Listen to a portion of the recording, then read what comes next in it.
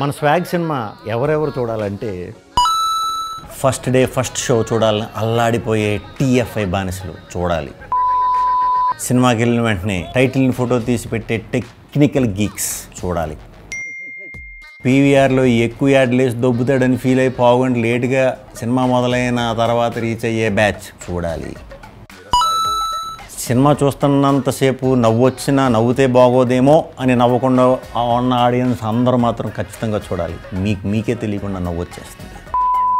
థియేటర్లో కార్నర్ సీట్లలో టికెట్లు బుక్ చేసుకుని వెళ్ళే లోయో బ్యాచ్ కంపల్సరీ చూడాలి. సినిమా స్టార్ట్ అయిన పావుగంటకు వచ్చి మొహం మీద టార్చ్ చేసి చూసే జాంబీ బ్యాచ్ చూడాలి.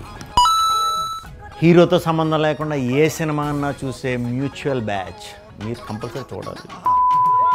స్క్రీన్ మీద సీన్లు ఎంజాయ్ చేయకుండా జరిగేదాన్ని రికార్డు చేసే ఆణిముత్యాల బ్యాచ్ మీరు కంపల్సరీ చూడాలి. ఈసారికి రికార్డు చేయకండి. స్పాయిలర్స్ పెట్టేస్తారేమో అని చెప్పి సినిమా అయ్యేంత వరకు సోషల్ మీడియా ఓపెన్ చేయని జాతిరత్నాలు మీరు కంపల్సరీ చూసేయాలి.